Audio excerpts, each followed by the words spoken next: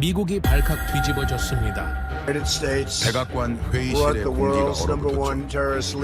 스크린에는 단 한 문장이 떠 있었습니다. 누가 세계의 질서를 뒤집었는가? 정답은 아직 말하지 않겠습니다. 다만 이렇게 말할 수는 있겠죠. 그날 한 기업이 나라가 됐습니다. 정부보다 먼저 움직였고 세계보다 한 발 앞서 있었습니다. 남중국해의 파도 위로 그들의 깃발이 올랐습니다. 극권 미사일이 아니었습니다. 삼성, LG 아닙니다. 한화입니다. 그건 자존심이었습니다. 그리고 그날 세계는 다시 쓰였습니다. 삼성은 세계를 기억하게 만들었고 LG는 우리의 삶을 밝혔습니다. 현대는 멈춘 바다를 움직였죠. 그리고 한화는 그 위에 자존심을 세웠습니다. 이 모든 기업의 나라는 바로 대한민국입니다. 지금부터 그 놀라운 현장 속으로 들어가 보시죠. 미국에서 날아온 충격적인 이야기. 바로 시작합니다. 그리고 지금 어디에서 시청하고 계신지 댓글로 남겨주세요. 여러분의 이야기도 듣고 싶습니다. 그 전에 잠깐 1초 만에 누를 수 있는 좋아요 버튼을 꾹 눌러주시면 영상 제작에 큰 힘이 됩니다. 그럼 바로 사연 시작하겠습니다. 강대국을 꺾는 방법이 무엇인지 아십니까? 무력은 아닙니다. 경제력도 아니에요. 답은 단 한 문장이었습니다. 안녕하세요. 윌리엄 하트먼입니다. 저는 그날 워싱턴 회의실에서 목격했습니다. 한국을 밟는다면 그 발이 뚫릴 것이라는 그 한 문장을요. 이 문장 하나가 미국 전체를 얼려버렸습니다. 리처드 파커의 웃음이 굳었고 회의실 공기가 멈췄죠. 2024년 10월 워싱턴 외교 포럼이었습니다. 오전 9시 백악관에서 불과 2km 떨어진 곳이었어요. 전 세계 외교 분석가들이 모인 자리였습니다. 미국, 일본, 유럽의 고위 관료들까지 참석했습니다. 주제는 하나였어요. 한국을 어떻게 대응시킬 것인가였습니다. 저는 오랫동안 미국 국무부 외교 전략 자문으로 일했습니다. 아시아 외교 구조를 연구해온 사람이에요. 솔직히 말씀드리면 저도 한국을 우습게 봤습니다. 경제적으로 종속된 나라 정도로 생각했어요. 미국의 패권 질서가 절대적이라고 믿었습니다. 그게 제 확신이었습니다. 회의실에 들어섰을 때 리처드 파커가 연단에 서 있었습니다. 미국 정부의 경제보좌관이었어요. 그는 제 상사이자 멘토였습니다. 오만함이 온몸에서 뿜어져 나왔어요. 하지만 그날까진 그게 자신감이라고 생각했습니다. 파커가 자료를 넘기며 말했습니다. 한국은 여전히 감정적인 나라라고 했어요. 결국 돈으로 해결하려 들 것이라고 했습니다. 그의 목소리엔 확신이 가득했습니다. 냉소가 섞여 있었어요. 회의실 분석가들이 고개를 끄덕였습니다. 일본 대표가 미소를 지었고 유럽 쪽 인사들도 동의하는 표정이었어요. 저도 그 순간엔 그랬습니다. 한국이 뭘 할 수 있겠습니까? 강대국 앞에서 말입니다. 파커는 계속 말했습니다. 한국의 경제 구조를 분석하며 결국 미국의 요구를 받아들일 수밖에 없다고 했어요. 논리적이었습니다. 데이터도 제시했어요. 모두가 설득당하고 있었습니다. 저도 마찬가지였어요. 그런데 스크린이 바뀌었습니다. 대형 화면에 한국 정부의 공식 답변이 떠올랐어요. 단 한 줄이었습니다. 한국을 밟는다면 그 발이 뚫릴 것이다. 회의실이 얼어붙었습니다. 파커의 미소가 사라졌어요. 일본 대표가 숨을 삼켰습니다. 유럽 인사들의 표정이 굳었어요. 저는 등에 식은땀이 흘렀습니다. 순간 정적이 흘렀어요.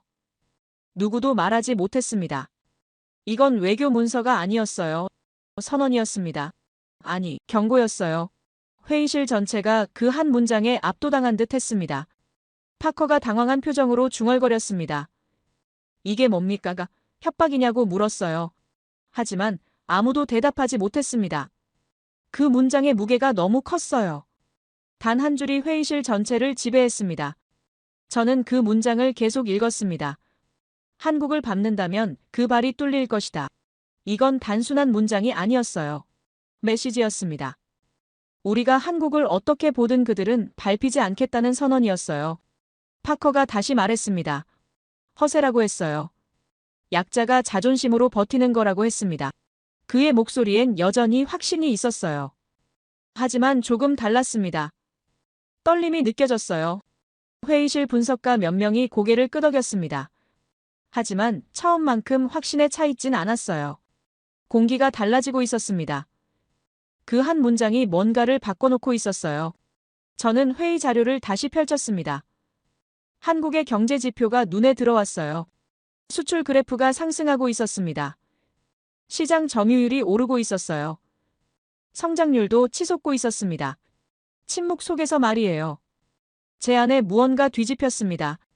우린 힘으로 찍어 누르면 끝난다고 믿었습니다. 하지만 그날 저는 깨달았어요. 숫자가 말하고 있었습니다.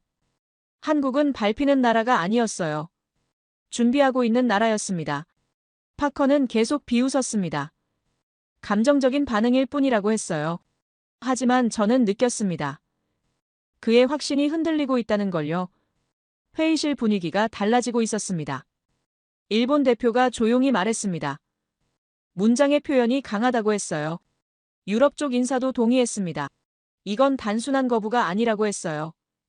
뭔가 다르다고 했습니다. 저는 그 순간 생각했습니다. 이게 뭐지? 왜 이렇게 무겁지? 단 한 줄인데.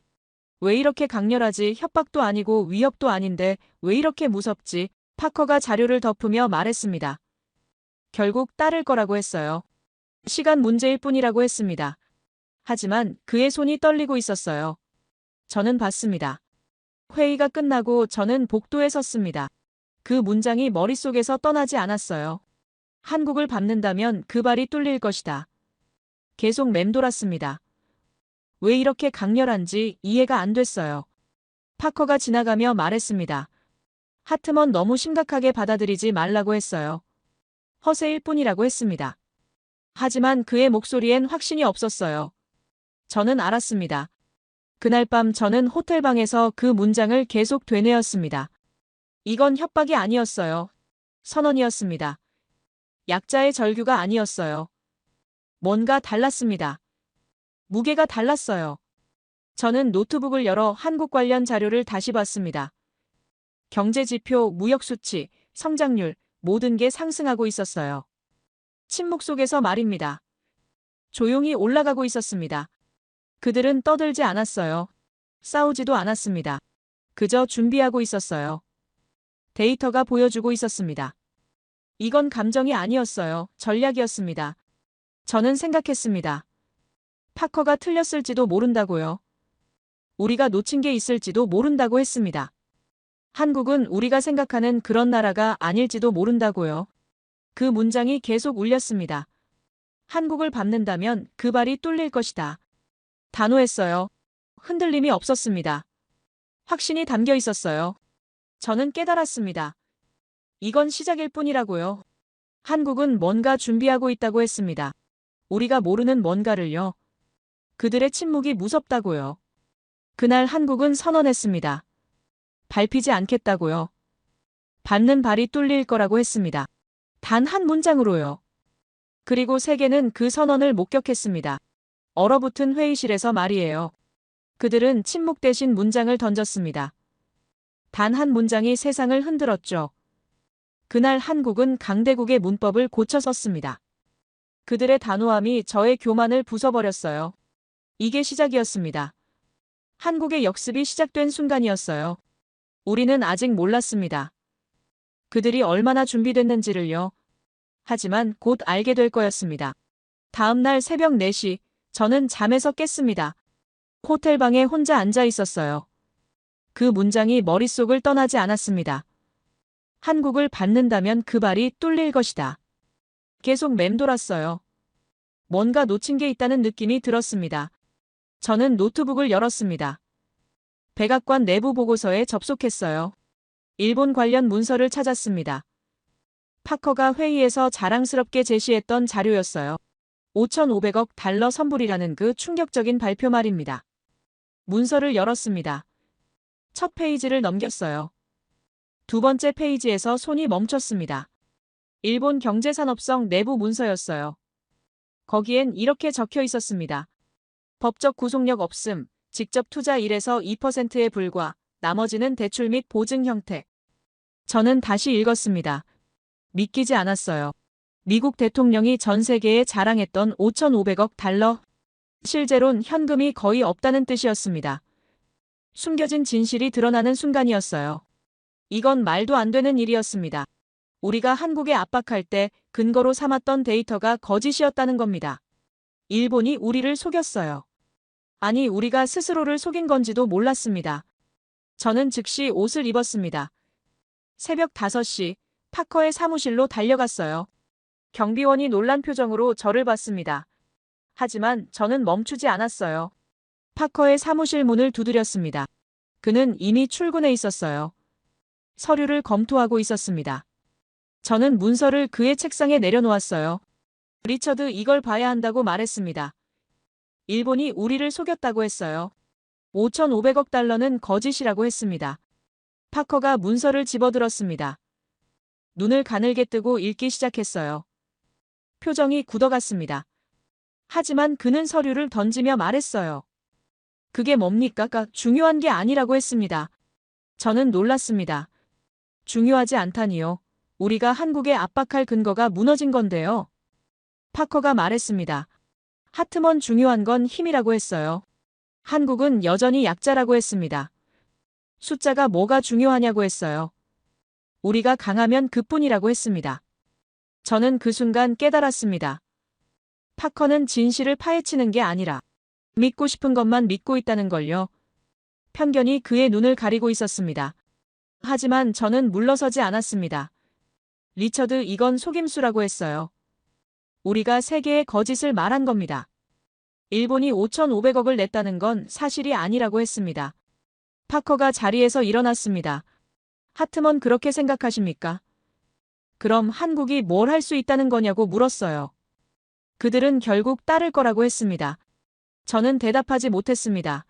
하지만 뭔가 달라지고 있다는 느낌을 지울 수 없었어요.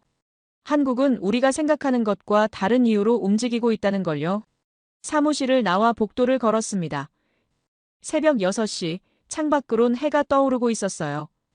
하지만 제 마음은 어두웠습니다. 우리가 뭔가 큰 실수를 하고 있다는 예감이 들었어요. 그날 오후, 충격이 다시 한번 찾아왔습니다. 한국 정부의 공식 역제안이 도착했어요. 문서를 열어본 순간 저는 숨이 막혔습니다. 이건 우리가 예상했던 그런 반응이 아니었어요. 스와프 협정 체결 우선, 원금 회수 보장, 직접 투자는 최소화, 상호호혜 원칙 준수. 저는 문서를 다시 읽었습니다. 이건 항복이 아니었어요. 반격이었습니다. 명확하게 선을 그은 제안이었어요. 우리가 요구한 3,500억 달러 선불은 단 한 줄도 언급되지 않았습니다. 대신 그들은 자신들의 조건을 제시했어요. 법적 구속력 있는 협정, 투명한 회계, 상호 이익 보장. 이건 약자의 애원이 아니었습니다. 동등한 협상자의 제안이었어요. 저는 파커에게 문서를 보여줬습니다. 그는 읽더니 비웃었어요. 감정적인 반응이라고 했습니다. 결국 무릎 꿇을 거라고 했어요. 하지만 저는 달랐습니다. 문서를 읽으며 느꼈어요. 이건 감정이 아니라는 걸요. 계산이었습니다. 철저한 전략이었어요. 그날 밤 저는 한국의 국제경제 지표를 다시 분석했습니다. 무역수지, 외환 보유국, 수출 데이터, 모든 숫자를 파헤쳤어요. 숨겨진 패턴을 찾으려 했습니다. 그리고 발견했습니다. 한국은 조용히 준비하고 있었어요. 스와프 협정을 여러 나라와 체결하고 있었습니다. 외환 보유고를 늘리고 있었어요. 수출 시장을 다변화하고 있었습니다. 이건 우연이 아니었어요. 설계였습니다. 저는 생각했습니다. 1997년 IMF 때를 말이에요. 그때 한국은 무너졌습니다. 황금알을 낳는 거위를 통째로 목 조른 격이었어요. 외국 자본이 한국의 우량 기업들을 헐값에 가져갔습니다. 하지만 이번엔 달랐습니다. 한국은 배웠어요. 다시는 당하지 않겠다는 각오로 준비했습니다. 지표가 그걸 보여주고 있었어요. 저는 노트에 적었습니다. 이건 감정이 아니다. 수학이다. 완벽한 방정식이다. 파커는 여전히 비웃었습니다. 하지만 저는 알았어요.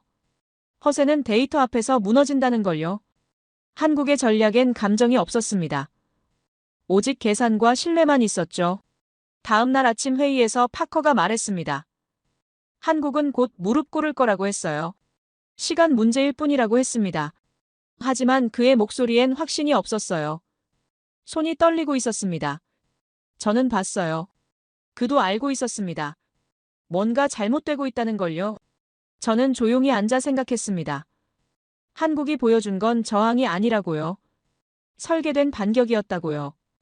그들은 우리가 생각하는 것보다 훨씬 앞서 있었습니다. 인터넷에서 한국인들의 반응을 봤습니다. 황금거위를 또 목 조르려 한다는 댓글이 있었어요. IMF 때처럼 또 당할 줄 알았냐는 글도 있었습니다.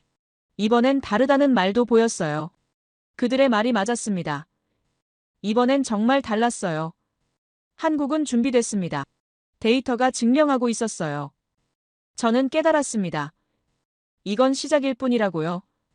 한국은 변화를 주도하고 있다고요. 세계를 이끄는 방식을 바꾸고 있었습니다. 우리가 알던 질서가 흔들리고 있었어요. 파커는 여전히 믿고 있었습니다. 미국의 힘이 절대적이라고요. 하지만 저는 의심하기 시작했어요. 정말 그럴까? 힘만으로 충분할까? 그날 저는 노트에 한 문장을 적었습니다. 한국은 넘볼 수 없는 위치로 올라가고 있다. 조용히 하지만 확실하게. 이게 제가 발견한 진실이었습니다. 한국의 침묵 뒤엔 철저한 계산이 있었어요. 그들의 전략은 감정이 아니라 수학이었습니다. 완벽한 방정식이었죠. 파커는 몰랐습니다. 하지만 저는 알았어요. 한국이 얼마나 준비됐는지를요. 그들이 얼마나 강한지를요. 숫자가 말하고 있었습니다. 명확하게요. 3주가 흘렀습니다. 미국은 계속 압박했어요. 매일같이 회의가 열렸습니다. 파커는 한국이 곧 무릎 꿇을 거라고 말했어요. 시간 문제일 뿐이라고 했습니다. 하지만 한국은 아무 말도 하지 않았습니다.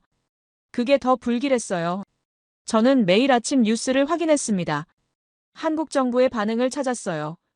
성명도 없었습니다. 기자회견도 없었어요. 반박도 없었습니다.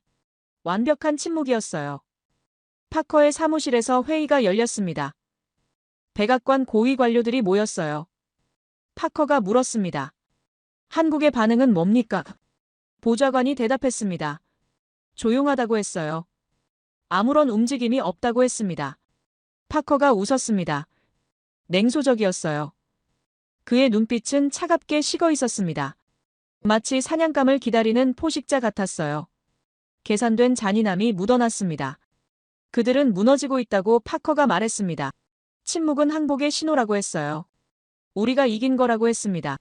그의 목소리엔 확신이 가득했어요. 아니, 집착에 가까웠습니다. 하지만 저는 불안했습니다. 회의실을 나와 제 사무실로 돌아왔어요.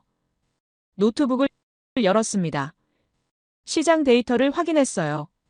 그리고 멈췄습니다. 뭔가 이상했습니다. 한국 방산 수출이 폭발하고 있었어요. 폴란드 계약이 성사됐습니다. UAE에서 추가 주문이 들어왔어요. 호주도 협상을 시작했습니다. 달러 강세 속에서 말이에요.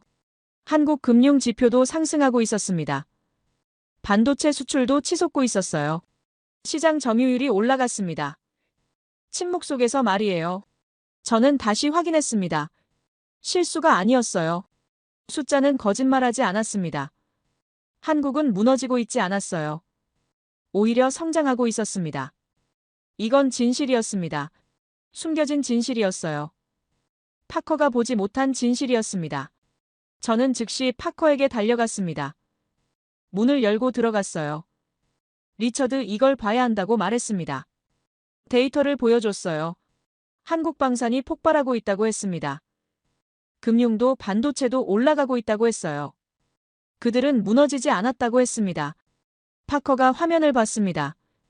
표정이 굳었어요. 하지만 그는 비웃었습니다. 그의 눈빛엔 광기가 어려 있었어요. 일시적인 현상이라고 말했습니다. 곧 끝날 거라고 했어요. 저는 물었습니다. 정말 그렇게 생각하십니까? 숫자가 거짓말한다고 보냐고 했습니다. 파커가 자리에서 일어났습니다. 그의 얼굴은 무표정했어요. 감정이 없었습니다. 마치 기계처럼 차갑게 말했습니다. 하트먼 너는 약해졌다고 했어요. 한국에 속고 있다고 했습니다. 그는 창밖을 바라봤습니다. 그들은 침묵으로 도망친 거라고 말했어요. 우리한텐 아무것도 남지 않았다고 했습니다. 그의 목소리엔 확신이 아니라 집착이 담겨 있었어요. 저는 조용히 중얼거렸습니다. 아니 리처드, 그건 도망이 아니라 선언이라고요. 파커가 돌아봤습니다. 날카로운 시선이었어요. 경계하는 눈빛이었습니다. 하지만 말하지 않았습니다. 그저 저를 빤히 쳐다볼 뿐이었어요. 저는 사무실을 나왔습니다. 복도를 걸으며 생각했어요. 파커는 보지 못하고 있다고요. 한국의 침묵이 무엇을 의미하는지를요. 며칠 뒤 또 다른 데이터가 도착했습니다. 한국이 아시아의 중심으로 떠오르고 있었어요. 무역 네트워크가 확장되고 있었습니다. 아세안 국가들과 협력이 강화되고 있었어요. 기술 패권 경쟁에서 한국이 리드하고 있었습니다. 반도체, 배터리, AI 칩 모든 분야에서 한국이 앞서가고 있었어요. 이건 우연이 아니었습니다. 전략이었어요. 철저한 설계였습니다. 저는 깨달았습니다. 한국은 침묵으로 세계를 설득하고 있다고요. 말이 아니라 결과로 증명하고 있었습니다. 그날 저녁 긴급회의가 소집됐습니다. 백악관 최고 위급 회의였어요. 미국 대통령의 압박안에 대한 최종 결정이 내려질 자리였습니다. 파커가 보고했습니다. 한국은 곧 무릎 꿇을 거라고 했어요. 압박을 유지해야 한다고 했습니다. 그의 목소리엔 광기가 섞여 있었어요. 이성이 아니라 집착이 말하고 있었습니다. 하지만 경제자문관이 반대했습니다. 시장이 불안하다고 말했어요. 한국의 반발이 예상보다 크다고 했습니다. 국방자문관도 우려를 표했습니다. 한국 방산이 급성장하고 있다고 했어요. 우리 동맹국들이 한국 무기를 선택하고 있다고 했습니다. 회의실 분위기가 달라지고 있었습니다. 그리고 최종 보고가 올라왔습니다. 한국 정부의 제안서가 재검토됐어요. 법률팀이 분석했습니다. 경제팀이 검토했어요. 결론이 나왔습니다. 미국 대통령의 압박안은 무산됐습니다. 한국의 제안이 채택됐어요. 스와프 협정, 우선, 상호호의 원칙 준수, 투명한 절차, 한국이 제시한 조건이 받아들여진 겁니다. 백악관 전체가 정적에 잠겼습니다. 파커의 얼굴이 창백해졌어요. 그는 아무 말도 하지 못했습니다. 그의 눈빛은 텅 비어 있었어요. 마치 모든 걸 잃은 사람처럼 보였습니다. 저는 그 순간 깨달았습니다. 승리는 소리 없이 찾아왔다고요. 한국은 아무 말도 하지 않았습니다. 그게 더 불길했죠. 그들은 싸우지 않았어요. 그저 준비했습니다. 그리고 세상이 움직였어요. 회의가 끝나고 파커가 제게 다가왔습니다. 그의 목소리는 떨리고 있었어요. 하트먼, 이게 뭡니까? 어떻게 이럴 수 있냐고 물었습니다. 저는 대답했습니다. 리처드, 그들은 호구가 아니었다고요. 한국은 준비하고 있었다고 했습니다. 우리가 떠드는 동안 그들은 실행하고 있었다고요. 파커가 고개를 떨궜습니다. 그는 패배를 인정하고 있었어요. 처음으로 말입니다.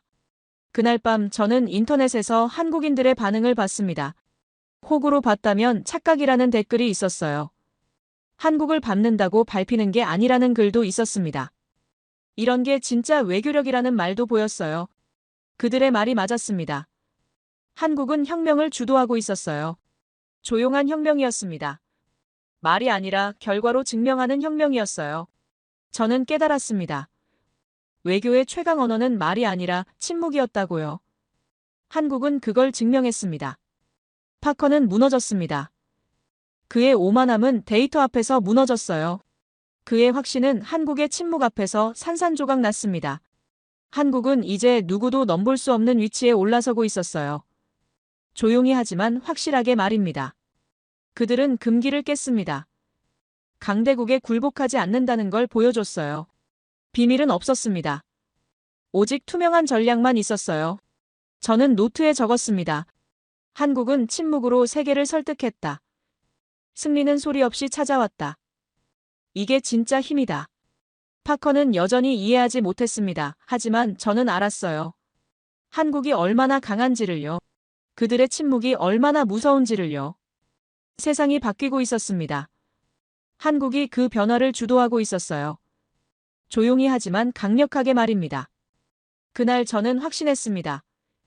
이건 시작일 뿐이라고요. 한국의 역습은 이제 막 본격화되고 있다고요. 그들은 준비됐죠. 완벽하게 말입니다. 한국의 승리 소식이 퍼진 지 일주일 후, 저는 낯선 긴장을 느꼈습니다. 베이징에서 날아온 보고서 한 장이 제 책상에 놓여 있었어요. 중국 외교전략국의 내부 회의록이었습니다. 비공식 채널을 통해 입수한 문서였어요. 문서를 열었습니다. 첫 페이지부터 소름이 돋았어요. 첸 루웨이, 중국 외교전략국 부국장, 그의 발언이 적혀 있었습니다. 한국이 미국 편에 선다면 남중국해에서 안전할 거라 생각하지 말라는 내용이었어요. 협박이었습니다. 노골적인 위협이었어요. 하지만 그의 발언에서 느껴지는 건 분노가 아니었습니다. 계산된 냉정함이었어요. 감정 없는 목소리로 한국을 짓밟겠다는 의지를 표현하고 있었습니다. 마치 체스판 위에 말을 치우듯 담담하게 말하고 있었어요. 저는 서둘러 파커에게 연락했습니다. 베이징이 움직이고 있다고 말했어요. 중국이 한국을 압박하기 시작했다고 했습니다. 파커가 대답했습니다. 예상했던 일이라고 했어요. 한국은 곧 무너질 거라고 했습니다. 중국의 압박을 견디지 못할 거라고 했어요. 저는 의문이 들었습니다. 정말 그럴까? 한국이 미국을 이겼는데 중국 앞에서 무릎 꿇을까? 며칠 뒤 뉴스가 터졌습니다. 한화그룹이 필리핀에 신형대함 미사일 판매를 검토한다는 기사였어요. 남중국해 한복판에 한국산 무기가 들어간다는 뜻이었습니다. 저는 경악했습니다. 이건 도저히 이해할 수 없는 용기였어요. 중국이 가장 민감해하는 지역에 정면으로 도전하는 겁니다. 베이징의 반응은 즉각적이었습니다. 첸 루웨이가 국제 언론 앞에서 발언했어요. 그 미사일이 남중국해를 향하면 그것은 전쟁의 신호라고 말했습니다. 그의 얼굴은 무표정했어요. 감정이 전혀 보이지 않았습니다.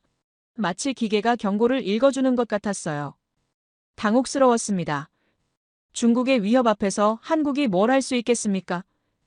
경제 제재가 쏟아질 텐데 말입니다. 하지만 한국은 반박하지 않았습니다. 며칠이 지났어요. 일주일이 지났습니다. 한국 정부는 아무 말도 하지 않았어요. 언론 브리핑도 없었습니다. 해명도 없었어요. 대신 한화의 대답이 있었습니다. 계약 진행이라는 단 한 줄이었어요. 말이 아니라 행동이었습니다. 반박이 아니라 실행이었어요. 저는 알 수 없는 전율을 느꼈습니다. 이건 무모함이 아니었어요. 뭔가 다른 계산이 있었습니다. 중국이 움직였습니다. 베이징은 보복 관세를 선언했어요. 한국산 제품에 추가 세금을 부과한다고 발표했습니다. 경제 제재였어요. 한국 기업들을 압박하는 수단이었습니다. 파커가 제게 말했습니다. 중국이 움직였다고 했어요. 한국은 곧 무너질 거라고 했습니다. 이번엔 확실하다고 했어요.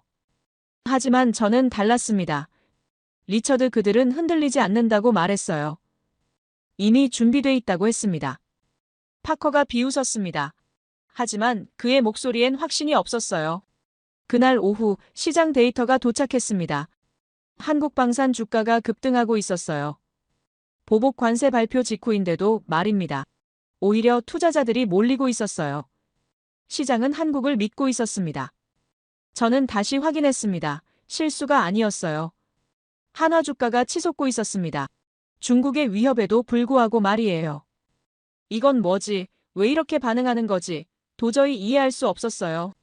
그날 밤 저는 한국에 대해 연구했습니다. 한국 문화를 파헤쳤어요. 그들이 강조하는 가치가 뭔지 알고 싶었습니다.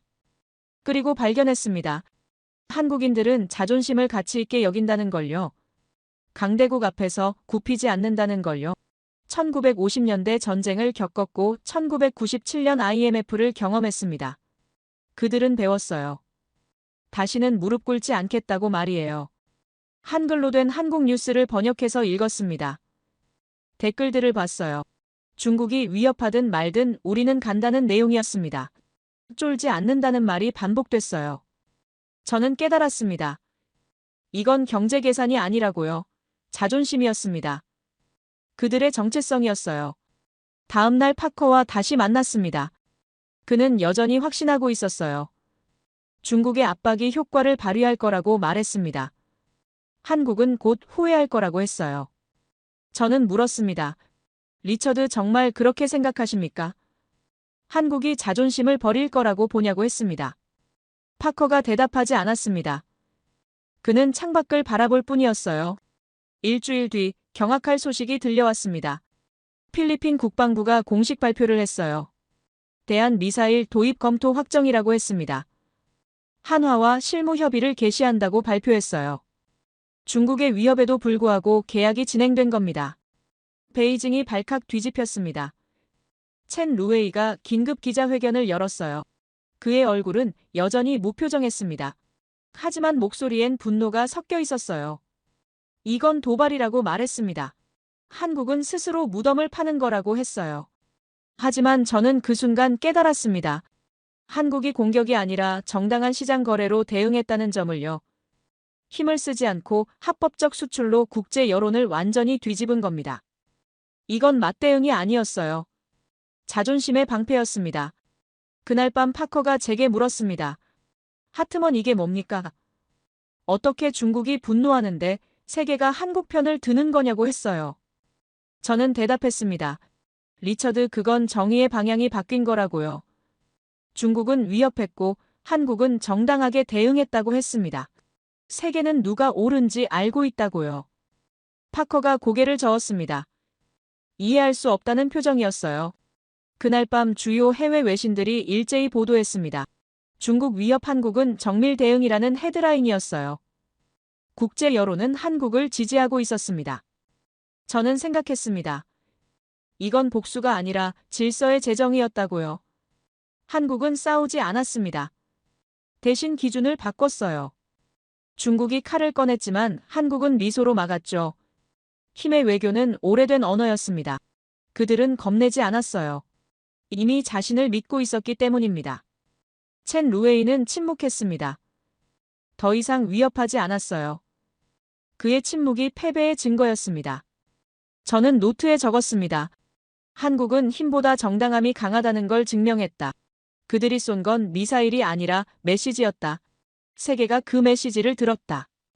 파커는 여전히 이해하지 못했습니다. 하지만 저는 알았어요. 한국이 용기로 세상을 바꾸고 있다는 걸요. 그들의 자존심이 새로운 질서를 만들고 있다는 걸요. 필리핀 계약 발표 이후 세계는 숨죽였습니다. 중국은 분노했고 미국은 당황했어요. 유럽은 관망했습니다. 하지만 모두가 궁금해했어요. 도대체 누가 이런 결단을 내린 거냐고 말입니다. 저는 그날 밤 한 이름을 발견했습니다. 한화그룹 김승현 회장. 그가 직원들에게 지시했다는 소문이 돌았어요. 불바다를 준비하라고 했다는 겁니다. 저는 처음엔 농담인 줄 알았어요. 재벌 회장이 무슨 불바다냐고 생각했습니다. 하지만 농담이 아니었습니다. 저는 그에 대해 조사하기 시작했어요. 누구길래 중국 앞에서도 물러서지 않는지 알고 싶었습니다. 한국 뉴스를 뒤졌어요. 과거 기록을 찾았습니다. 그리고 충격적인 이야기를 발견했습니다. 2007년 그는 자신의 아들을 괴롭힌 사람들을 직접 찾아갔다고 해요. 재벌 회장이 직접 나섰습니다. 불바다를 들고 말이에요. 권투로 직접 해결했다고 합니다. 저는 다시 읽었습니다. 믿기지 않았어요. 이건 불가능한 일처럼 느껴졌습니다. 재벌 회장이 뭡니까? 직접 나선다고요. 하지만 사실이었습니다. 그는 법정에 섰어요. 처벌도 받았습니다. 하지만 후회하지 않았다고 해요. 아들을 지키기 위해 한 일이라고 했습니다. 이건 한국의 전통적인 기업 인상과 부조화를 이뤘습니다. 보통의 재벌은 법률팀을 보냅니다. 돈으로 해결해요. 하지만 김승현은 달랐습니다. 직접 나섰어요. 저는 깨달음을 얻었습니다. 이게 그의 정체성이라는 걸요. 위기 앞에서 물러서지 않는 사람이라는 걸요. 아들을 위해 직접 나선 아버지였고 이제 나라를 위해 결단한 기업인이었습니다. 파커가 제게 물었습니다. 김승현이 누구냐고 했어요. 왜 이렇게 난리냐고 물었습니다. 저는 대답했습니다. 리처드 그는 한국의 자존심이라고요. 불바다를 든 애국자라고 했습니다. 파커가 비웃었습니다. 허세라고 했어요. 하지만 그의 목소리엔 확신이 없었습니다. 저는 한국 인터넷을 뒤지기 시작했습니다. 댓글을 번역해서 읽었어요. 김승현 회장님 최고라는 댓글이 쏟아졌습니다. 진짜 사나이라는 말도 있었어요. 상남자 중에 상남자라는 글도 보였습니다. 멋지다는 감탄이 넘쳤어요. 이런 분이 계시니 든든하다는 댓글이 있었습니다. 대한민국에서 최고라는 말도 있었어요. 애국자라는 찬사도 보였습니다. 존경한다는 글이 반복됐어요. 한화 계속 흥해라는 응원도 있었습니다. 건강하시고 행복하시기를 바란다는 댓글도 보였어요. 사랑한다는 고백도 있었습니다. 저는 놀랐습니다. 이건 단순한 기업인에 대한 반응이 아니었어요. 신념의 상징에 대한 반응이었습니다. 한국인들은 김승현에게서 자신들의 자존심을 봤어요. 그날 밤 저는 더 깊이 조사했습니다. 김승현은 오랜 경력 동안 한화를 방산 강자로 키웠어요. 현무미사일 개발에 투자했습니다. 국방기술원과 협력했어요. 그의 유산은 단순한 기업이 아니었습니다. 국가 안보의 한 축이었어요. 그는 새로움을 창조했습니다. 한국 방산을 세계 시장으로 끌어올렸어요. 폴란드, UAE, 호주 그리고 이제 필리핀까지 한국산 무기가 세계로 뻗어나갔습니다. 이건 불확실했던 시장이었어요. 한국 방산은 오랫동안 국내에만 머물렀습니다. 세계는 미국이나 러시아 무기를 선택했어요. 한국산은 신뢰받지 못했습니다. 하지만 김승현은 바꿨습니다. 품질로 증명했어요. 가격 경쟁력으로 설득했습니다. 그리고 신념으로 밀어붙였어요. 중국이 위협했을 때도 그는 물러서지 않았습니다. 불바다를 준비하라고 지시했어요. 이건 단순한 비즈니스 결단이 아니었습니다. 한국의 자존심을 건 싸움이었어요. 저는 역설을 발견했습니다. 김승현은 폭력으로 처벌받은 사람입니다. 하지만 한국인들은 그를 영웅으로 여겼어요. 법을 어긴 사람이지만 신념을 지킨 사람으로 봤습니다. 이게 한국의 감성이었습니다. 법보다 정의를 우선시하는 문화였어요. 규칙보다 의미를 중요하게 여기는 가치관이었습니다. 파커는 이해하지 못했습니다. 하지만 저는 알았어요. 이게 한국이라는 걸요. 다음 날 아침 또 다른 댓글을 봤습니다. 과거 그는 아들을 건드린 건달들을 직접 찾아가 권투로 해결한 사람이라는 글이었어요. 재벌 회장이 직접 나섰다는 겁니다. 중국은 김승현이 누군지 몰랐을 거라는 댓글도 있었어요. 쫄지 않는 남자라는 걸요. 진짜 애국자는 이런 사람이라는 글도 보였습니다. 나라가 도탄에 빠지고 있는데 이런 분이 도와주신다는 감사도 있었어요. 위기에 대한민국을 살리는데 앞장서신다는 존경도 보였습니다. 저는 깨달았습니다. 김승현은 한국의 중심에 있다는 걸요. 그는 단순한 기업인이 아니었습니다. 한국인들의 자존심을 대변하는 상징이었어요. 그날 오후 파커와 다시 만났습니다. 그는 여전히 의심하고 있었어요. 김승현이 뭐가 대단하냐고 물었습니다. 그냥 사업가일 뿐이라고 했어요. 저는 대답했습니다. 리처드 정말 그렇게 생각하십니까? 그는 한국인들에게 신념의 아이콘이라고요. 강대국 앞에서도 쫄지 않는 용기의 상징이라고 했습니다. 파커가 고개를 저었습니다. 이해할 수 없다는 표정이었어요. 그날 밤 저는 한국 방산 데이터를 다시 확인했습니다. 한화 주가가 계속 올라가고 있었어요. 중국의 위협에도 불구하고 말입니다. 투자자들은 김승현을 믿고 있었어요. 시장은 거짓말하지 않습니다. 숫자가 증명하고 있었어요. 김승현의 결단이 옳았다는 걸요. 저는 노트에 적었습니다. 김승현은 불바다를 준비했다. 세계의 자존심을 가르쳤다. 한국은 이제 기업인이 아니라 신념의 전사를 가졌다. 인터넷에서 또 다른 댓글을 봤습니다. 멋진 한화 김승현 회장이라는 글이었어요. 의리도 있으시고 승승장구하시길 바란다는 응원도 있었습니다. 오래오래 건강하셔서 모든 국민들께 힘을 주시길 바란다는 기원도 보였어요. 그들의 말이 맞았습니다. 김승현은 힘을 주고 있었어요. 한국인들에게 자존심을 주고 있었습니다. 강대국 앞에서도 물러서지 않는다는 신념을 주고 있었어요. 저는 생각했습니다. 이게 한국의 비밀이라고요. 김승현 같은 사람들이 있다는 게 한국의 힘이라고요. 파커는 여전히 몰랐습니다. 하지만 저는 알았어요. 한국이 왜 강한지를요. 그들에게 직면을 두려워하지 않는 리더가 있다는 걸요. 그날 저는 확신했습니다. 김승연이 한국의 중심에 서 있다고요. 그의 유산은 돈이 아니라 신념이라고요. 그가 창조한 건 기업이 아니라 자존심이라고요. 세계는 이제 알게 될 겁니다. 한국엔 불바다를 든 전사가 있다는 걸요. 그들은 쫄지 않는다는 걸죠. 김승연에 대한 조사를 마친 다음 날 긴급 소집 명령이 떨어졌습니다. 정부 최고 위급 비상회의였어요. 한국 문제에 대한 최종 논의라고 했습니다. 저는 파커와 함께 회의실로 향했어요. 회의실 문을 열었을 때 분위기가 심상치 않았습니다. 미국 대통령이 책상을 내리쳤어요. 한국은 동맹을 배신했다고 소리쳤습니다. 분노가 회의실을 가득 채웠어요. 참모들이 얼어붙어 있었습니다. 저는 파커를 봤습니다. 그는 침묵하고 있었어요. 평소의 오만함이 사라졌습니다. 그의 눈빛엔 혼란이 스며 있었어요.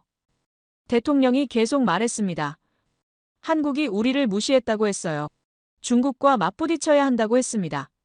이대로 둘 수 없다고 했어요. 하지만 경제자문관이 말했습니다. 시장이 불안하다고 했어요. 한국의 반발이 예상보다 크다고 했습니다. 우리 기업들도 피해를 보고 있다고 했어요. 국방자문관도 우려를 표했습니다. 한국 방산이 급성장하고 있다고 했어요. 우리 동맹국들이 한국 무기를 선택하고 있다고 했습니다. 이건 우리에게도 손해라고 했어요. 회의실이 조용해졌습니다. 대통령이 파커를 봤어요. 파커, 이게 뭡니까? 당신이 한국은 무너질 거라고 했지 않냐고 물었습니다. 파커가 대답했습니다. 예상과 달랐다고 했어요. 한국이 생각보다 강했다고 했습니다. 그의 목소리는 떨리고 있었어요. 대통령이 화를 냈습니다. 예상과 다르다니 무슨 소리냐고 했어요. 당신이 책임지라고 했습니다. 회의가 끝나고 저는 복도에서 파커를 맞부딪혔습니다. 그는 벽에 기대 서 있었어요. 고개를 숙이고 있었습니다. 처음 보는 모습이었어요. 무너진 것처럼 보였습니다. 파커가 제게 물었습니다. 하트먼, 정말 우리가 틀린 걸까? 조용히 물었어요. 확신 없는 목소리였습니다. 저는 대답했습니다. 리처드, 틀린 게 아니라 시대가 바뀐 거라고요. 한국은 우리가 생각하는 그런 나라가 아니라고 했습니다. 파커가 고개를 들었습니다. 그럼 우리가 져야 하는 거냐고 물었어요. 저는 말했습니다. 지는 게 아니라 깨달아야 한다고요. 힘만으로는 안 된다는 걸요. 파커가 침묵했습니다. 그는 무언가 생각하고 있었어요. 처음으로 자신을 의심하고 있었습니다. 그날 오후 충격적인 뉴스가 터졌습니다. 중국이 공식 발표를 했어요. 한국의 무기 수출은 아시아 안정을 해친다고 말했습니다. 경제 보복을 준비한다고 발표했어요. 베이징 기자회견장이었습니다. 첸 루웨이가 단상에 섰어요. 그의 얼굴은 여전히 무표정했습니다. 한국은 중국의 안보를 위협했다고 말했어요. 이에 따른 경제 보복을 준비한다고 했습니다. 세계가 주목했습니다. 한국이 어떻게 반응할지 지켜봤어요. 하지만 불과 이틀 뒤 예상 밖의 일이 벌어졌습니다. 중국 내 한국 제품 불매 운동이 역풍을 맞았어요. SNS에 이상한 현상이 일어났습니다. 한국을 지지하는 목소리가 터져나왔어요. 한국산 자긍심으로 만들다는 메시지가 퍼졌습니다. 중국 내에서도 한국 제품을 사겠다는 사람들이 존재했어요. 젊은 세대가 움직이고 있었습니다. 저는 놀랐습니다. 중국 정부의 보복이 오히려 한국의 이미지를 높이고 있었어요. 이건 계산할 수 없는 현상이었습니다. 파커가 제게 전화했습니다. 이게 정말이냐고 물었어요. 중국에서 한국을 지지한다는 게 말이 되냐고 했습니다. 저는 대답했습니다. 리처드, 이게 현실이라고요. 사람들은 힘이 아니라 정의를 본다고 했어요. 파커가 침묵했습니다. 그는 이해하지 못했어요. 하지만 저는 알았습니다. 한국이 싸움을 거부했기 때문이라는 걸요. 그날 밤 저는 데이터를 확인했습니다. 한국 수출이 오히려 증가하고 있었어요. 중국의 보복에도 불구하고 말입니다. 다른 시장이 한국을 선택하고 있었어요. 아세안 국가들이 움직였습니다. 유럽도 관심을 보였어요. 한국은 반격하지 않았습니다. 대신 세계가 그들의 편에 섰죠. 힘의 외교는 무너졌고 품격의 외교가 시작됐습니다. 저는 깨달았습니다. 한국의 전략이 무엇인지를요. 그들은 싸우지 않았어요. 대신 존엄으로 맞부딪혔습니다. 다음 날 아침 파커와 다시 만났습니다. 그는 달라져 있었어요. 오만함이 사라졌습니다. 그가 제게 말했어요. 하트먼, 넌 언제부터 한국을 그렇게 믿게 됐지? 저는 대답했습니다. 그들이 침묵할 때마다 세상이 움직이니까라고요. 파커가 고개를 끄덕였습니다. 처음으로 인정하고 있었어요. 우리가 틀렸다는 걸요. 그날 오후 또 다른 소식이 들려왔습니다. 중국 정부가 보복 계획을 철회했어요. 공식 발표는 없었습니다. 하지만 움직임이 멈췄어요. 한국 제품 불매도 흐지부지 됐습니다. 첸 루웨이가 더 이상 발언하지 않았어요. 침묵했습니다. 그의 침묵이 패배의 증거였어요. 저는 생각했습니다. 한국은 맞부딪혀 이긴 게 아니라 품격으로 이겼다고요. 그들은 힘을 쓰지 않고 세계를 설득했습니다. 인터넷에서 한국인들의 반응을 봤습니다. 이런 게 나라지라는 댓글이 있었어요. 국민 자존감이 뿜뿜해진다는 말도 있었습니다. 너무 자랑스럽다는 글도 보였어요. 그들의 말이 맞았습니다. 한국은 나아가고 있었어요. 강대국의 위협에도 불구하고 말입니다. 그들은 멈추지 않았어요. 파커가 제게 말했습니다. 하트먼, 이제 알겠다고 했어요. 한국이 왜 강한지 이해했다고 했습니다. 저는 물었습니다. 리차드, 정말 그렇게 생각하십니까? 파커가 대답했습니다. 그래, 정말이라고 했어요. 그들의 침묵이 세계를 설득했다고 했습니다. 우리가 배워야 한다고 했어요. 저는 고개를 끄덕였습니다. 처음으로 파커와 의견이 일치했어요. 그날 밤 저는 노트에 적었습니다. 한국은 반격하지 않았다. 대신 세계가 그들의 편에 섰다. 힘의 외교는 무너졌고 품격의 외교가 시작됐다. 그들의 침묵이 세계를 설득했다. 파커는 이제 이해했습니다. 저도 확신했어요. 한국이 왜 존재하는지를요. 그들은 강대국에 굴복하지 않는다는 걸 증명하기 위해 존재했습니다. 세상이 바뀌고 있었습니다. 한국이 그 변화의 중심에 있었어요. 그들은 나아가고 있었습니다. 조용히 하지만 확실하게 말입니다. 저는 깨달았습니다. 이제 세계는 한국에게 배우게 될 거라고요. 그들의 품격을 배우게 될 거라고요. 파커도 깨달았습니다. 그의 오만함은 완전히 무너졌어요. 대신 존경이 자리 잡았습니다. 그날 저는 확신했습니다. 한국은 이제 누구도 무시할 수 없는 나라가 됐다고요. 그들은 준비됐죠. 세계를 바꿀 준비가 말입니다. 한국의 승리가 명확해진 지 일주일 후 세계는 충격에 휩싸였습니다. 정부 브리핑룸에서 긴급 회의가 열렸어요. 미국 대통령이 책상을 내리쳤습니다. 한국이 협상장을 나갔다고 소리쳤어요. 이건 협박이라고 했습니다. 보좌관들이 허둥댔습니다. 어떻게 대응해야 할지 몰랐어요. 한국이 이렇게 나올 줄 예상하지 못했습니다. 그 순간 브리핑룸 전광판이 바뀌었습니다. 한국-필리핀 미사일 수출 공식 서명이라는 뉴스가 떴어요. AI 칩 공급망 안정화 합의라는 기사도 나왔습니다. 세계 주요 지표가 동시에 상승했어요. 저는 숨을 삼켰습니다. 이건 우연이 아니었어요. 타이밍이 완벽했습니다. 파커가 제 옆에서 속삭였습니다. 이건 우연이 아니라고 했어요. 모든 타이밍이 완벽하다고 했습니다. 그의 목소리엔 경외감이 묻어났어요. 저는 대답했습니다. 그게 설계라고요. 리처드, 그들은 한 걸음도 틀리지 않았다고 했습니다. 브리핑룸이 정적에 잠겼습니다. 대통령은 말을 잃었어요. 참모들도 침묵했습니다. 한국이 보여준 타이밍의 정확성 앞에서 모두가 무력했어요. 저는 데이터를 파헤치기 시작했습니다. 한국이 어떻게 이렇게 완벽한 타이밍을 만들었는지 알고 싶었어요. 그리고 발견했습니다. 한국은 모든 걸 준비하고 있었어요. 필리핀 계약은 몇 달 전부터 진행됐습니다. AI 칩 공급망 협상도 동시에 추진됐어요. 스와프 협정도 병행했습니다. 이 모든 게 하나의 시스템으로 작동하고 있었어요. 이건 말도 안 되는 정밀함이었습니다. 외교와 경제와 방산이 하나로 움직이고 있었어요. 숨겨진 전략이 드러나는 순간이었습니다. 저는 깨달았습니다. 한국이 침묵했던 다른 이유를요. 그들은 준비하고 있었던 겁니다. 모든 카드를 정확한 순서로 배치하고 있었어요.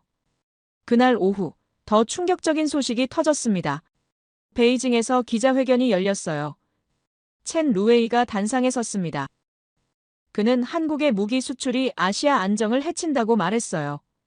강력히 규탄한다고 했습니다. 하지만 기자 한 명이 질문했습니다. 그럼 왜 필리핀은 환영했습니까? 날카로운 질문이었어요. 첸 루웨이가 말을 잃었습니다. 그는 침묵했어요. 대답하지 못했습니다. 그의 얼굴은 여전히 무표정했지만 눈빛은 흔들리고 있었어요. 그의 침묵이 패배의 증거였습니다. 저는 그 순간을 봤습니다. 중국의 힘의 외교가 무너지는 순간을요. 한국은 편견을 깼습니다. 약자는 굴복한다는 고정관념을 산산조각 냈어요. 파커가 제게 조용히 말했습니다. 하트먼 우린 결국 졌다고 했어요. 그의 목소리는 차분했습니다. 분노가 아니라 수용이었어요. 저는 미소를 지었습니다. 아니 리처드 우린 배운 거라고 말했어요. 파커가 고개를 끄덕였습니다. 처음으로 완전히 인정하고 있었어요. 한국이 우리보다 앞서 있었다는 걸요. 그날 밤 저는 보고서를 작성했습니다. 외교 분석 보고서였어요. 제목을 정했습니다. K 외교 품격이 만든 힘이라고 적었어요. 보고서 첫 장에 이렇게 썼습니다. 한국은 싸움을 거부했다. 대신 세상을 설계했다. 강대국의 오만은 무너졌고 새로운 문법이 태어났다. 한국은 더 이상 변수가 아니라 세계의 상수다. 저는 국제경제 지표를 분석하며 깨달았습니다. 한국이 세계를 이끄는 방식을 변화시키고 있다는 걸요. 방산 수출은 폭발했습니다. 폴란드 140억 달러, UAE 추가 계약, 호주 협력 강화, 필리핀, 말레이시아, 태국이 줄을 섰어요. 한국 무기가 세계로 뻗어나가고 있었습니다. 반도체도 마찬가지였어요. AI 칩 공급망에서 한국이 핵심이 됐습니다. 문화적 영향력도 커지고 있었어요. K 콘텐츠가 세계를 휩쓸고 있었습니다. 이건 우연이 아니었어요. 모든 게 연결돼 있었습니다. 경제와 문화와 기술이 하나의 시스템으로 작동하고 있었어요. 저는 명확하게 알았습니다. 한국이 넘볼 수 없는 위치로 올라서고 있다는 걸요. 다음 날 아침 파커와 마지막 회의를 했습니다. 그는 제게 말했습니다. 하트먼 이제 이해했다고 했어요. 힘이 아니라 품격이었다고 말했습니다. 저는 고개를 끄덕였습니다. 그래, 그들은 기술로 싸우고 침묵으로 이기고 자존으로 일어섰다고 말했어요. 파커가 웃었습니다. 쓸쓸한 미소였어요. 우리가 틀렸다고 했습니다. 완전히 틀렸다고 했어요. 저는 대답했습니다. 틀린 게 아니라 배운 거라고요. 세상이 바뀌고 있다고 했습니다. 그날 오후 주요 해외 외신들이 보도했습니다. 한국의 조용한 승리라는 제목이었어요. 품격이 힘을 이긴 나라라는 부제도 있었습니다. 국제경제 전문가들이 분석했습니다. 한국이 새로운 모델을 만들고 있다고 말했어요. 힘이 아니라 신뢰로 세계를 이끄는 방식이라고 했습니다. 저는 데이터를 다시 확인했습니다. 한국 GDP 성장률이 올라가고 있었어요. 수출이 증가했습니다. 외환 보유고도 늘었어요. 모든 지표가 상승하고 있었습니다. 이건 일시적 현상이 아니었어요. 구조적 변화였습니다. 한국이 세계를 이끄는 축으로 자리 잡고 있었어요. 파커가 제게 마지막으로 물었습니다. 하트먼 한국이 정말 이렇게 강한 겁니까? 저는 대답했습니다. 리처드 그렇게 생각하십니까? 아니 이건 생각이 아니라 사실이라고 했어요. 숫자가 증명하고 있다고 했습니다. 파커가 고개를 숙였습니다. 그는 완전히 인정했어요. 한국이 우리를 넘어섰다는 걸요. 그날 밤 저는 노트에 적었습니다. 한국은 싸움을 거부했다. 대신 세상을 설계했다. 강대국의 오만은 무너졌고 새로운 문법이 태어났다. 한국은 더 이상 변수가 아니라 세계의 상수다. 인터넷에서 한국인들의 반응을 봤습니다. 이런 게 나라지라는 댓글이 있었어요. 국민 자존감이 뿜뿜해진다는 말도 있었습니다. 자랑스럽다는 글이 넘쳤어요. 그들의 말이 맞았습니다. 한국은 이제 넘볼 수 없는 위치에 올라섰어요. 조용히 하지만 확실하게 말입니다. 저는 파헤친 모든 데이터를 정리했습니다. 한국의 성공에는 다른 이유가 있었어요. 힘이 아니라 신뢰였습니다. 위협이 아니라 품격이었어요. 그들은 숨겨진 전략을 갖고 있었습니다. 침묵 속에서 준비했어요. 그리고 정확한 타이밍에 실행했습니다. 이건 말도 안 되는 정밀함이었어요. 하지만 현실이었습니다. 한국은 해냈어요. 파커는 이제 완전히 변했습니다. 오만함은 사라졌어요. 대신 존경이 자리 잡았습니다. 그는 한국에게 배우고 있었어요. 저도 마찬가지였습니다. 저는 깨달았어요. 진짜 힘은 총구에서 나오는 게 아니라 품격에서 나온다는 걸요. 세상은 변화하고 있었습니다. 한국이 그 중심에 있었어요. 그들은 세계를 이끄는 새로운 방식을 보여주고 있었습니다. 편견은 무너졌습니다. 약자는 굴복한다는 고정관념이 깨졌어요. 한국은 증명했습니다. 품격으로도 이길 수 있다는 걸요. 그날 저는 확신했습니다. 이제 세계는 한국에게 배우게 될 거라고요. 문화적 영향력도 국제경제 위상도 모두 올라갈 거라고요. 한국은 명확하게 보여줬죠. 그들이 넘볼 수 없는 나라가 됐다는 걸요. 준비된 나라라는 걸요. 몇 달이 흘렀습니다. 저는 국제 외교 콘퍼런스의 연단에 서 있었어요. 워싱턴 컨벤션 센터였습니다. 청중석을 봤어요. 미국 대표가 앉아 있었습니다. 중국 대표도 보였어요. 일본 대표도 있었습니다. 세계가 모인 자리였습니다. 저는 마이크 앞에 섰습니다. 슬라이드를 준비했어요. 오늘의 주제를 발표했습니다.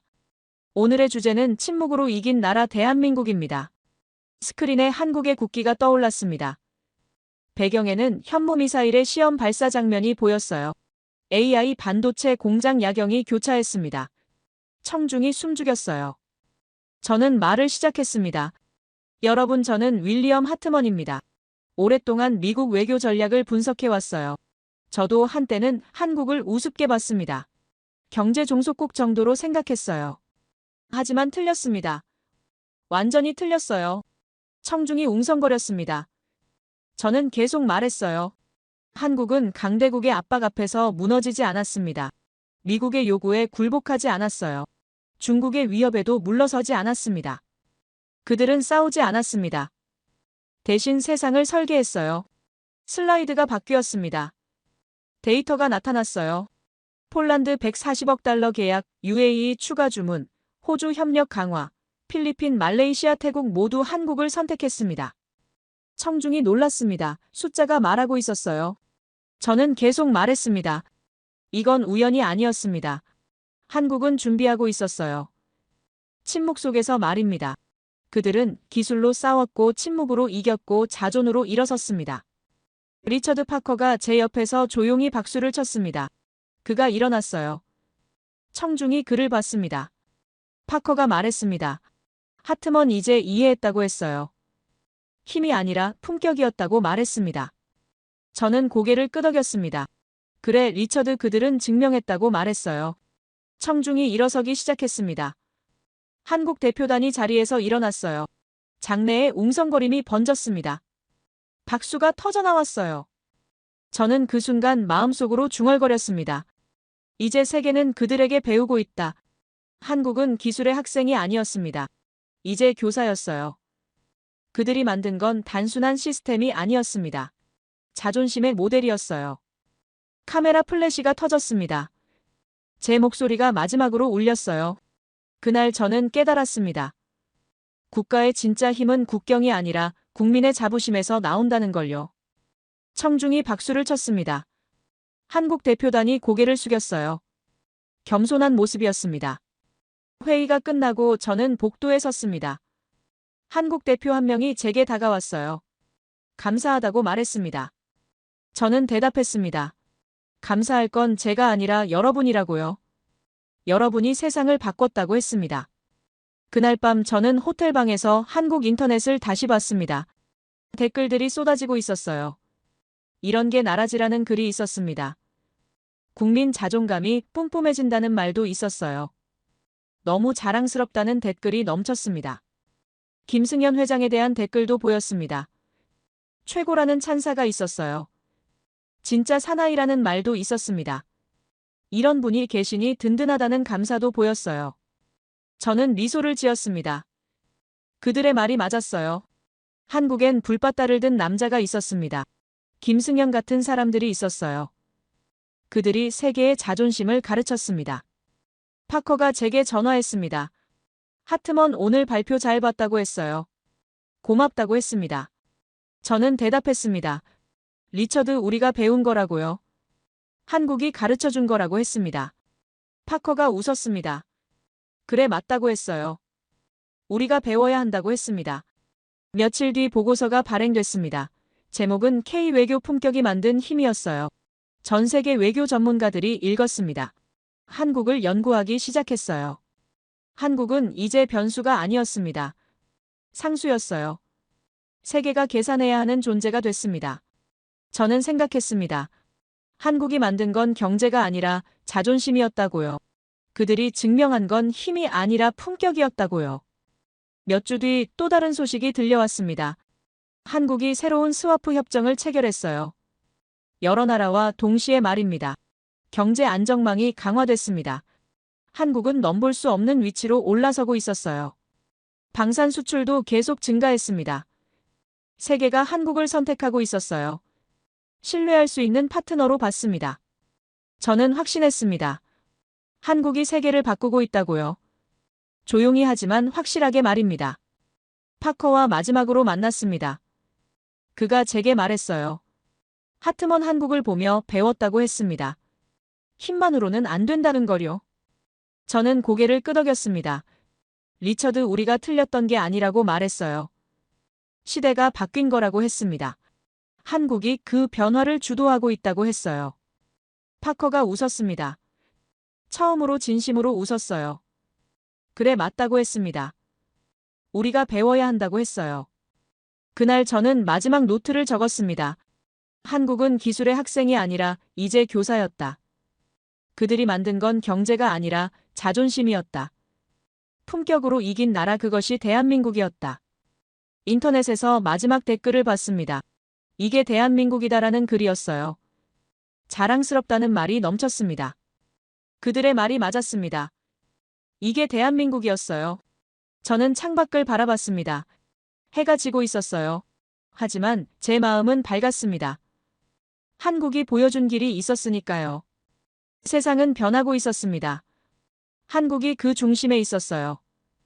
그들은 조용한 혁명을 완성했습니다. 말이 아니라 결과로 증명했어요. 저는 마지막으로 생각했습니다. 한국을 밟는다면 그 발이 뚫릴 것이다.